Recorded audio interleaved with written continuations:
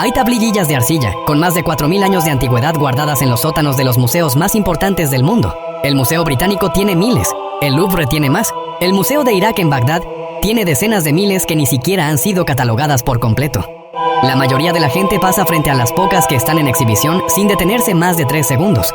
Las ven como reliquias decorativas, restos de una civilización antigua que adoraba al sol. Inventaba dioses para explicar las tormentas y enterraba a sus reyes con joyas, objetos de museo, historia muerta. Pero hay algo grabado en esas tablillas que no debería estar ahí. No es poesía, no es religión, no es un mito de creación diseñado para explicarle a un campesino de la Edad de Bronce por qué llueve en primavera. Es terminología técnica, vocabulario de ingeniería, descripciones de mecánica orbital, densidad estructural y sincronización gravitacional que la ciencia humana no formalizaría hasta el siglo XVII con Kepler y no confirmaría experimentalmente hasta que enviamos astronautas al espacio en el siglo XX. Y todo ese vocabulario técnico, toda esa precisión imposible, apunta hacia un solo objeto, la Luna. No la describen como un astro, no la describen como una roca flotante ni como un cuerpo celeste formado por la colisión caótica de detritos espaciales. La llaman con un término específico, una palabra de su idioma que reservaban para algo completamente distinto: los barcos de carga que navegaban el río Éufrates. Vehículos construidos. Naves diseñadas con un propósito específico. Si tenían razón, si los sumerios estaban registrando información real y no inventando mitología, entonces casi todo lo que creemos saber sobre el origen de nuestra luna, sobre el desarrollo de la civilización humana y sobre si estamos o no solos en este sistema solar es, en el mejor de los casos, gravemente incompleto. Y en el peor, una historia que alguien decidió que nunca debíamos conocer. Antes de entrar en lo que dijeron sobre la luna, hay que entender quiénes eran los que lo dijeron, porque si no entiendes el nivel de sofisticación intelectual de los sumerios, es fácil descartar sus textos como cuentos de ancianos alrededor del fuego. Y ese error de perspectiva es exactamente lo que ha permitido que esta información lleve décadas ignorada en los sótanos de los museos más visitados del planeta. Los sumerios vivieron entre los ríos Tigris y Éufrates en lo que hoy es Irak, aproximadamente entre el año 4500 y el 1750 a.C. Eso los convierte en la civilización más antigua de la que tenemos registro escrito. Y cuando digo registro escrito, no me refiero a garabatos en paredes de cuevas, ni a símbolos simples en cerámica. Me refiero a un sistema de escritura completo, capaz de expresar conceptos abstractos, marcos legales, especificaciones técnicas y tratados astronómicos. La escritura cuneiforme, la que grababan presionando cañas en arcilla húmeda, fue la primera forma de lenguaje escrito complejo en la historia humana. Y lo que escribieron con ese sistema no era simple. Inventaron las matemáticas tal como las practicamos. El sistema numérico en base 60 que usamos hoy para medir el tiempo, los ángulos y las coordenadas geográficas es sumerio. 60 segundos en un minuto, 60 minutos en una hora, 360 grados en un círculo. Todo eso viene de ellos. Inventaron la rueda, el arado, la vela náutica, la metalurgia a escala industrial, el concepto de tiempo estandarizado, los primeros códigos legales escritos, las primeras escuelas, la primera farmacopea documentada. Pero lo que resulta verdaderamente desconcertante no es lo que construyeron, sino lo que sabían. Cartografiaron el sistema solar con una precisión que no tiene explicación razonable. Conocían la existencia de Urano, planeta que la ciencia occidental no descubrió oficialmente hasta 1781. Conocían Neptuno, que no fue confirmado hasta 1846. Y no solo sabían que existían, los describían, su color, sus características, su posición relativa respecto a otros cuerpos celestes, sin telescopios, sin óptica avanzada, sin ninguna tecnología que, según nuestra comprensión de su época, debería haberles permitido ver planetas a miles de millones de kilómetros de distancia. Y aún así, sabían. Documentaron la precesión de los equinoccios, un ciclo astronómico de 26.000 años que requiere siglos de observación acumulada y un nivel de matemáticas que Europa no redescubrió hasta Copérnico. Calcularon la duración exacta de un mes lunar con un margen de error de 0,4 segundos respecto a lo que medimos hoy con relojes atómicos y modelado computacional. ¿Cómo? La explicación académica estándar es que eran observadores excepcionales, que tuvieron mucha suerte en sus estimaciones. Pero esa explicación exige aceptar un nivel de coincidencia que, acumulado sobre todos estos logros simultáneos, deja de ser coincidencia y empieza a parecer otra cosa. Los sumerios mismos daban una explicación diferente. Decían que ese conocimiento no lo habían desarrollado ellos solos. Decían que se lo habían enseñado los Anunnaki, término que en su idioma significaba literalmente aquellos que del cielo a la tierra llegaron. No es una metáfora poética. El sumerio tenía palabras separadas para dioses, para espíritus, para fuerzas divinas abstractas. Anunnaki no era ninguna de esas palabras. Era un descriptor, una declaración de origen. Y en los textos que dejaron sobre estos seres y sobre lo que les enseñaron, hay una sección que los académicos llevan más de un siglo traduciendo de una forma que, cuando revisas los símbolos originales, simplemente no se sostiene. Esa sección habla de la luna. En sumerio, la luna tiene un nombre oficial, el que aparece en los contextos religiosos y poéticos. Nana, divinidad asociada al satélite, representada con símbolos de luz nocturna y ciclos de mareas. Ese nombre existe. Lo usaban. Está documentado en cientos de tablillas, pero hay otro conjunto de textos de carácter diferente, más técnicos, más específicos, textos que los traductores del siglo XIX clasificaron rápidamente como épica mitológica y guardaron sin profundizar demasiado, donde la luna no aparece como Nana, aparece como Mapuntogur. Mapuntogur es una palabra con un significado muy preciso en sumerio. No es poética, no tiene connotaciones divinas. Es la misma palabra que usaban para designar las barcazas de carga que transportaban mercancías y materiales por el Éufrates. Embarcaciones construidas, vehículos diseñados con una función específica y fabricados con materiales reales por manos que sabían lo que estaban haciendo. No fenómenos naturales, no accidentes geológicos, construcciones. La diferencia no es trivial. En una cultura donde el lenguaje estaba extraordinariamente bien desarrollado, donde tenían vocabulario diferenciado para conceptos abstractos como la justicia, la compasión o el destino divino, la elección de una palabra específica no era accidental. Los sumerios no confundían términos, no llamaban barcaza a una estrella porque no encontraban otra palabra. Tenían docenas de palabras para fenómenos celestes. Si eligieron Ema-Togur para describir la luna en estos textos técnicos, fue porque Ma-Puntogur era exactamente lo que querían decir. Una nave, un vehículo construido, un objeto fabricado con propósito. Y en los textos donde aparece este término, en tablillas distribuidas hoy entre el Museo Británico, el Louvre y lo que sobrevivió al saqueo del Museo de Irak en 2003, la descripción no se queda en el nombre. Continúa. Entra en detalles que cuando los lees sin el filtro de que todo lo antiguo debe ser mitología, producen un efecto muy perturbador, porque no describen un cuerpo celeste, describen una estructura, con interior, con propósito funcional, con características que solo tiene sentido describir si quien escribe entiende lo que está describiendo, no si está inventando un mito alrededor de algo que simplemente vio brillar en el cielo nocturno. El Enuma Elish es uno de los textos más antiguos que existen. Fue recuperado de las ruinas de la biblioteca de Asurbanipal en Nínive, datado aproximadamente en 1800 a.C., aunque los académicos están mayoritariamente de acuerdo en que ese manuscrito era copia de fuentes mucho más antiguas, posiblemente de la época sumeria original. Es lo que los libros de texto describen como el poema de la creación babilónica, el relato de cómo los dioses formaron el cosmos y organizaron el mundo tal como lo conocemos.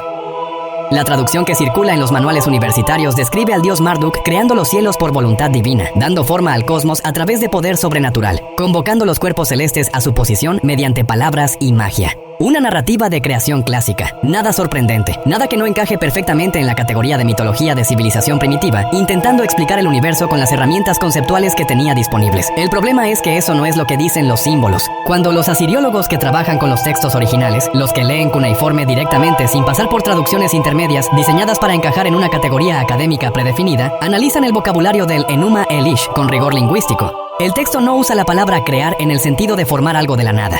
El símbolo empleado se traduce con mayor precisión como construir, como ensamblar, como tomar materiales existentes y ordenarlos según un diseño específico. La diferencia entre Dios creó la luz y el ingeniero ensambló el sistema no es menor. Es la diferencia entre un mito y un manual. Lo que el Enuma Elish describe, si se lee sin el filtro de que esto tiene que ser mitología, es el proceso de tomar un objeto ya existente en el espacio y posicionarlo en una trayectoria orbital específica alrededor de la Tierra. No conjurarlo, no formarlo de polvo cósmico con poder divino. Tomarlo de donde estaba y colocarlo donde debía estar, con precisión matemática. Y el vocabulario que usa para describir ese proceso es donde la cosa se vuelve verdaderamente difícil de ignorar. Aparecen términos que se traducen como cálculo de trayectoria, términos que describen lo que hoy llamaríamos el punto de anclaje gravitacional, la posición orbital donde la atracción de un cuerpo más masivo estabiliza al más pequeño, términos que corresponden a lo que la física moderna denomina sincronización de marea. El proceso por el cual la Luna quedó con una cara permanentemente orientada hacia la Tierra, porque la fricción gravitacional fue igualando su período de rotación con su período orbital. Términos para revolución cíclica y estabilización rotacional. Estos conceptos no existían en el conocimiento humano documentado hasta Kepler en el siglo XVII. La mecánica orbital como disciplina formal no nació hasta Newton. La física, la idea de que los cuerpos celestes se mueven en trayectorias calculables determinadas por fuerzas gravitacionales específicas, es un producto de la revolución científica europea. La física newtoniana tiene poco más de 300 años. El Enuma Elish tiene 4000. Y en él hay vocabulario para estos conceptos, no aproximaciones poéticas, no metáforas que un académico moderno interpreta generosamente como algo parecido a mecánica orbital. Términos con significados técnicos precisos que corresponden a procesos físicos reales que los sumerios no deberían haber tenido ninguna razón para conocer. A menos que estuvieran describiendo algo que alguien les explicó. Algo que vieron, algo que ocurrió.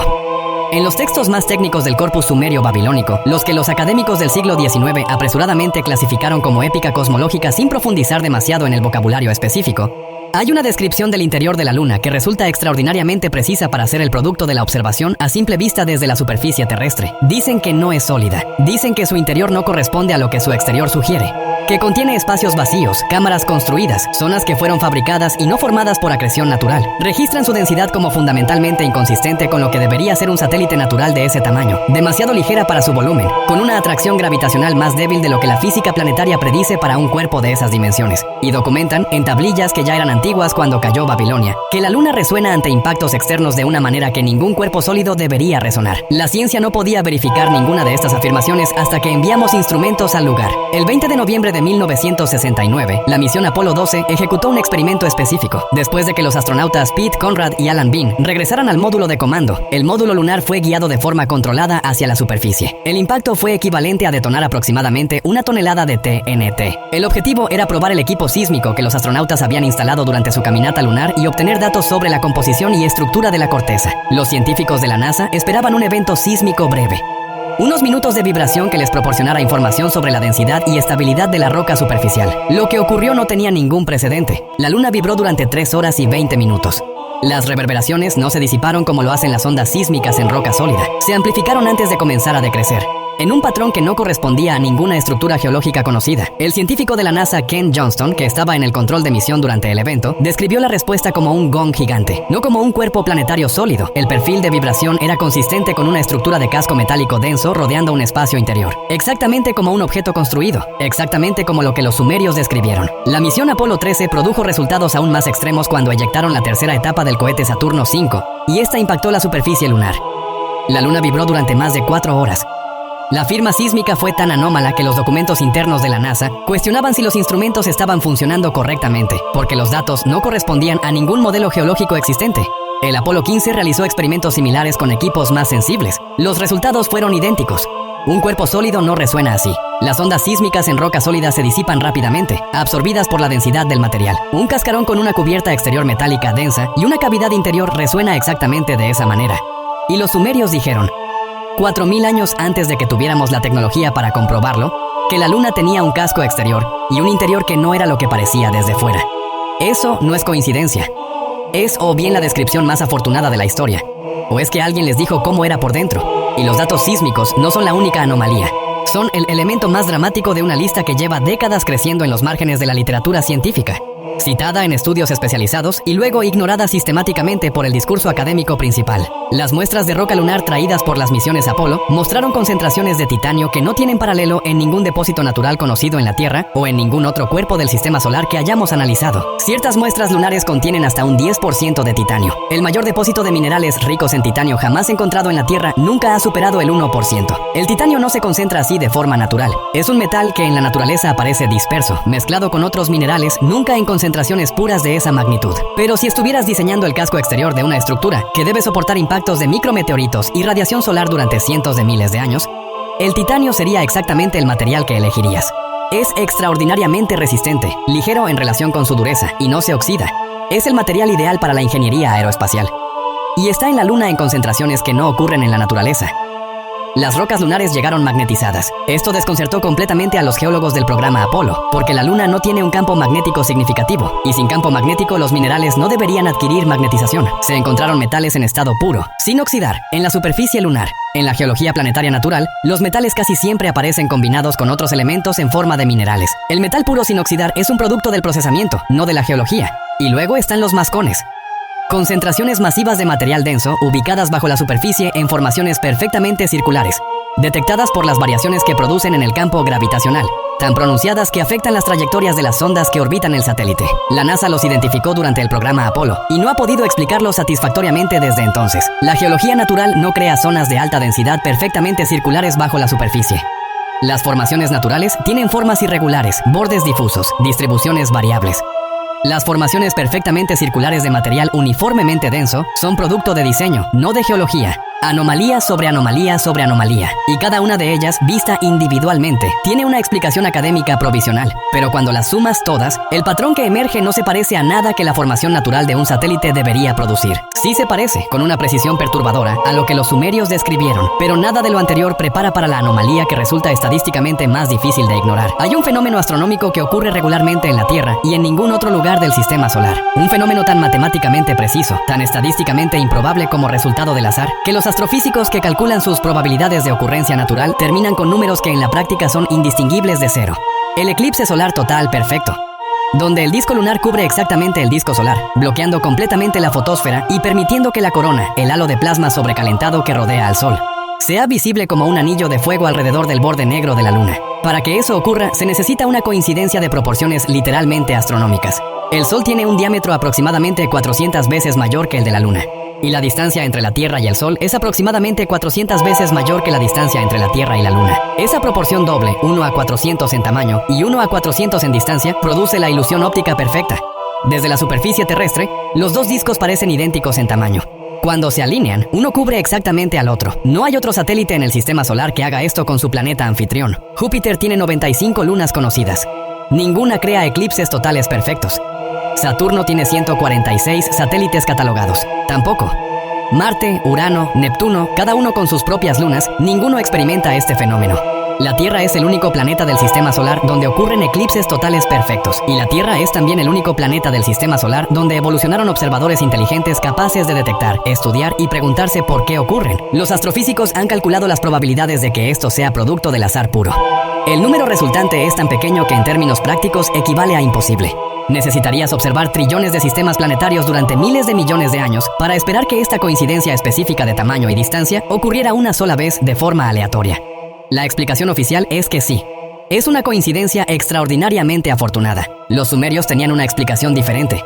Decían que era deliberado, que el satélite había sido posicionado con precisión matemática para cumplir varias funciones simultáneamente, que la perfección del eclipse no era un accidente feliz, sino la consecuencia de que alguien calculó exactamente dónde colocar la estructura.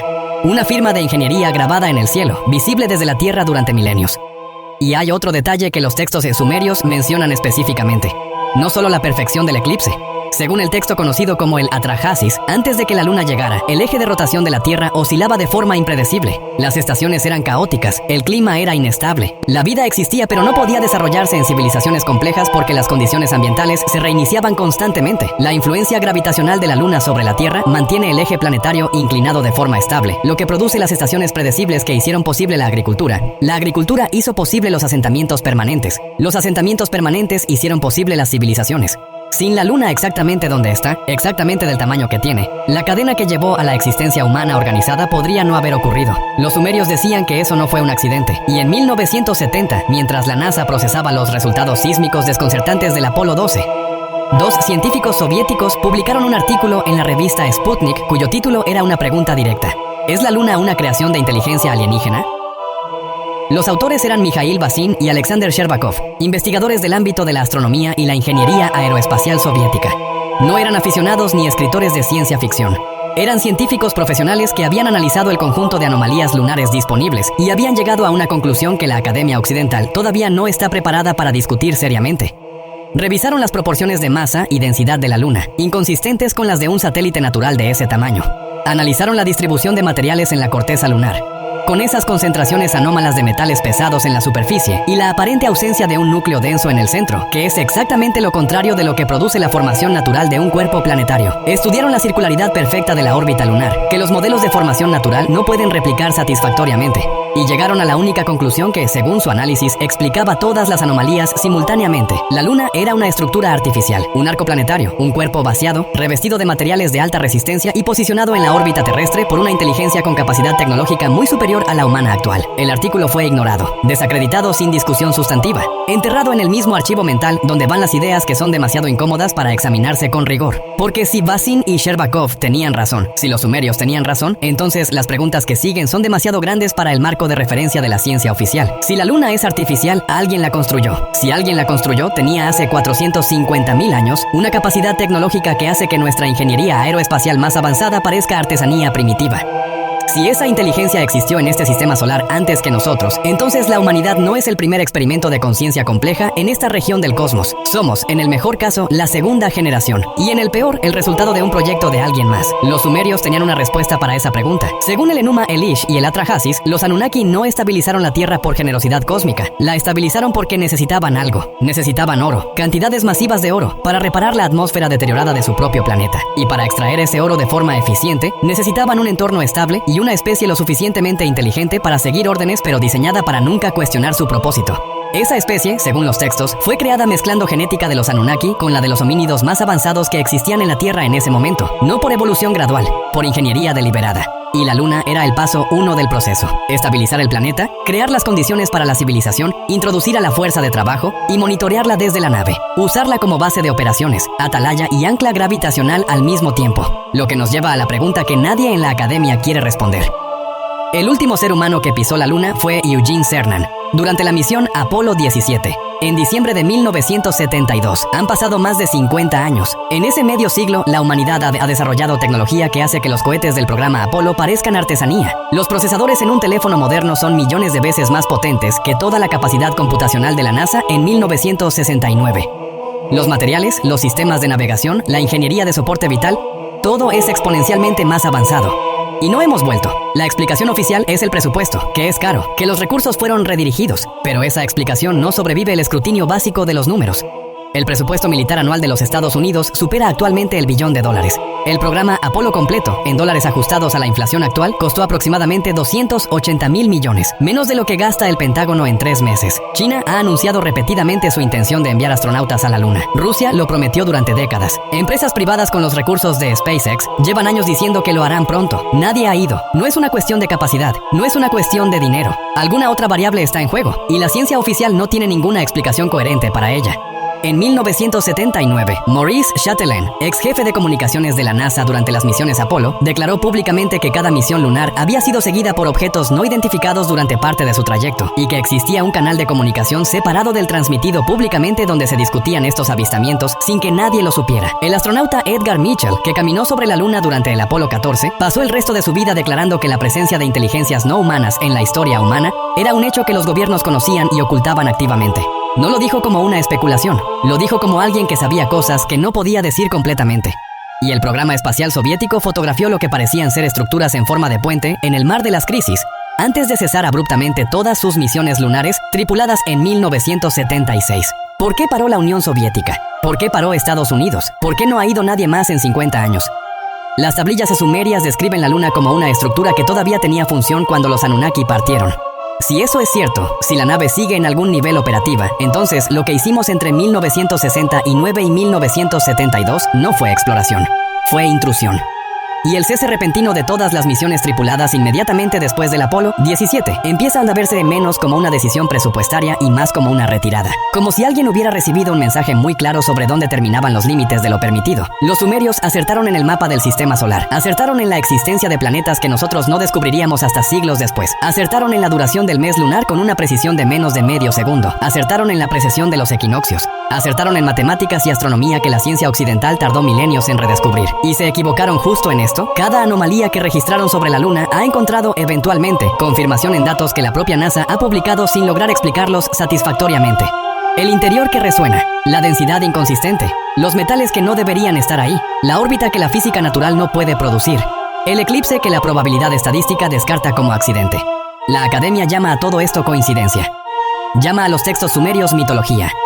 Llama a las anomalías lunares pendientes de explicación y sigue adelante sin revisitar los fundamentos del modelo de formación natural que, medio siglo después de que los astronautas del Apolo trajeran las primeras muestras reales, todavía no funciona del todo. Pero tú puedes leer las tablillas, están disponibles, las traducciones académicas existen, los datos sísmicos del programa Apolo son públicos, las mediciones de titanio y los estudios de mascones están en las publicaciones científicas. No tienes que creerle a nadie, puedes revisar la fuente, y cuando lo hagas, cuando leas lo que los sumerios dijeron sobre Mapoltund-Gur y lo compares con lo que los sismógrafos del Apolo registraron en noviembre de 1969, una sola pregunta va a quedar dando vueltas sin respuesta fácil. La nave sigue ahí, a 384,000 kilómetros de distancia, en una órbita demasiado perfecta para ser accidental. con un interior que suena demasiado hueco para ser roca sólida, cubierta de metales que no deberían existir en esas concentraciones, produciendo eclipses que la estadística dice que no deberían existir en absoluto. Algo nos lo impidió, o algo nos lo pidió. Solo falta decidir si queremos leerlo de verdad.